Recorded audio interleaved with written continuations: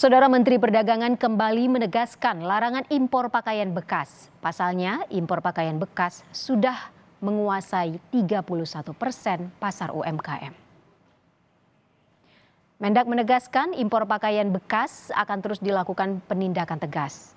Impor barang bekas yang dilarang ini sudah diatur dalam Permendak. Penindakan dilakukan mulai dari hulunya, yakni yang dilarang serta para pengimpor ilegal yang tak memiliki izin. Diharapkan dengan penindakan ini bisa memutus perdagangan pakaian bekas impor. Pasalnya pakaian bekas impor sudah menguasai 31% pasar UMKM.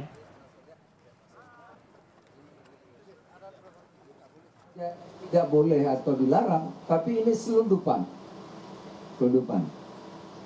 Ya. Ilegal. Ya, jadi yang diberantas ini hulunya. Menurut peraturan dan perundang-undangan termasuk mestinya yang pakai juga. Tetapi ya kita utamakan yang depannya ini, yang hulu, yang dagang sudahlah. Kalau yang hulunya ini berhenti, yang ilegalnya ini berhenti kan nggak ada juga. Gitu. Jadi kita yang hulunya, yang selundupan, alias selundupan itu yang diproses dan dimusnahkan. Ilegal ini, yang selundupan ini sudah menguasai 31% pasarnya UMKM kita. Bayangkan.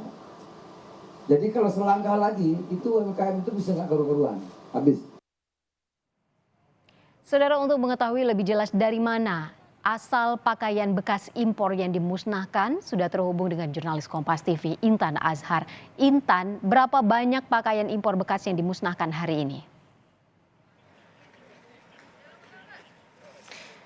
Ya, selamat sore Ivo dan juga saudara. Kalau Anda bisa lihat di belakang saya ini memang sudah ada tersedia sekitar dari 7.000 lebih bal pakaian yang memang sudah dimusnahkan, dan juga di sini juru kamera saya Andika Ahdiat akan menunjukkan kepada Anda dari pemusnahan dari beberapa bal terkait dari barang bekas ilegal yang memang pada hari ini dilakukannya pemusnahan begitu. Dan ini merupakan hasil operasi dari penegakan hukum gabungan di mana ini memang sudah dilakukan untuk melakukan pencegahan dari pemasukan barang bekas yang bisa untuk mengganggu ekonomi domestik dan juga UMKM, sebagaimana tadi juga sudah diinformasikan dari Dirjen Bea Cukai Askolani, saudara. Nah, kalau kita bisa lihat di sini, ini barang-barang bekas ini merupakan barang-barang bekas yang berasal dari beberapa area seperti di Pelabuhan Tikus begitu yang ada di Indonesia. Dan memang untuk dari pemusnahan barang bekas ini sendiri hari ini merupakan puncaknya begitu, di mana memang kemarin sudah dilakukan di Jawa Timur, Pekanbaru begitu, dan juga hari ini merupakan puncak daripada pemusnahan dari beberapa kumpulan-kumpulan barang bekas yang memang sudah berasal dari beberapa wilayah di Indonesia, saudara. Nah, kemudian kalau Anda bisa lihat juga di sebelah kiri saya, di sini merupakan Anda bisa lihat di sini beberapa barang bekas ataupun beberapa sampel daripada barang bekas yang memang sudah dimusnahkan begitu tadi secara official ataupun secara resmi begitu ya, daripada Mendak ataupun daripada beberapa pihak yang terkait, yakni dari Jampidum, Kejagung, kemudian Dirjen Bea Cukai, Menko UKM, kemudian Mendak Zulkifli Hasan, Kabar Eskrim, dan juga Kadif Humas serta Dirtipideksus, saudara. Nah, kalau di sini kami tadi sudah sempat juga berbincang dengan Dirjen Bea Cukai yakni Askolani, kemudian barang-barang daripada barang bekas ilegal ini sendiri memang dimusnahkan begitu, ini dengan tujuan untuk kemudian dapat meningkatkan dari segi UMKM masyarakat, di mana memang kalau menurut efisiennya begitu sekitar 450 miliar per tahunnya ini barang bekas bisa mengganggu ekonomi domestik UMKM, saudara, sehingga ini sangat dibutuhkan untuk kemudian dapat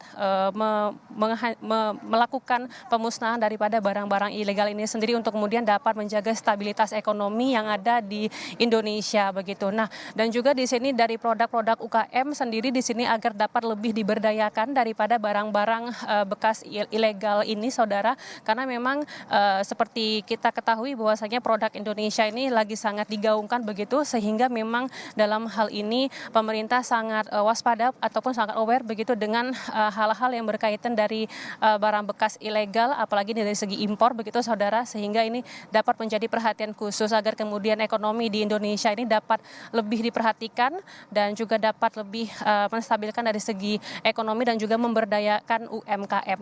Begitu, Ivo. Iya, Intan, kalau kita lihat dari sini di belakang Anda masih banyak sekali karung pakaian bekas yang masih tersisa. Apakah akan dimusnahkan semuanya hari ini, Intan?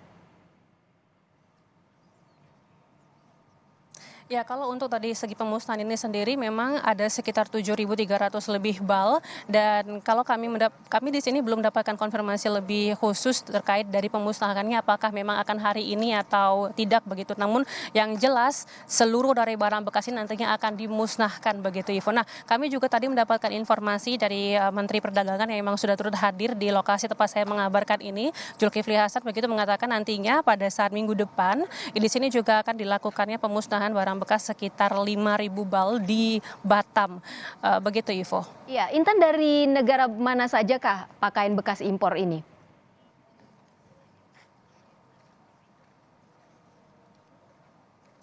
Ya, ini ada beberapa berasal dari negara-negara tetangga juga dan juga dari negara Amerika begitu, Ivo. Dan yang mana memang barang-barang ilegal ini sendiri masuk daripada pelabuhan-pelabuhan tikus yang ada di Indonesia begitu. Dan juga ini masih dalam proses pemantauan lebih lanjut daripada pihak pemerintahan, karena memang hal ini dapat bersifat untuk mengganggu ekonomi ataupun stabilitas ekonomi yang ada di Indonesia, kemudian juga dapat mengganggu dari segi UMKM yang ada untuk memberdayakan lebih daripada UMKM yang ada di Indonesia ini, Ivo. Iya, Intan, pada saat dimusnahkan atau dibakar sudah diketahui belum apakah isi dari karung bal ini hanya pakaian saja atau ada barang-barang lainnya seperti sepatu mungkin? Iya, benar sekali, Ivo. Kalau memang kami pantau berada yang tempat saya mengabarkan saat ini, memang kondisinya di sini mayoritas kalau saya lihat sendiri di sini adalah pakaian begitu, Ivo. Nah, namun kalau tadi kami juga sudah berbincang kepada Zulkifli Hasan, kalau untuk dari pakaian bekas yang nantinya akan dimusnahkan di beberapa lokasi seperti nanti Batam begitu ya pada saat minggu depan, ini tidak ini tidak hanya baju tapi juga sepatu bekas begitu. Nah, kalau misalnya saya memantau daripada lokasi tempat saya mengabarkan saat ini, Ivo, kalau saya melihat di sini memang mayoritas saya lihat adalah pakaian begitu. Dan memang kalau dari segi pakaian dan juga sepatu ini sendiri menjadi konsentrasi yang tinggi juga. Tidak hanya ini merupakan barang-barang yang belum diketahui ataupun dari segi kualitasnya begitu ya, apalagi dalam menyangkut hal kesehatan, di mana ini bisa juga untuk memberikan seperti penyakit begitu ya kalau misalnya memang tidak dalam kondisi yang higienis seperti itu, Ivo. Baik, Intan Azhar, terima kasih atas laporan Anda.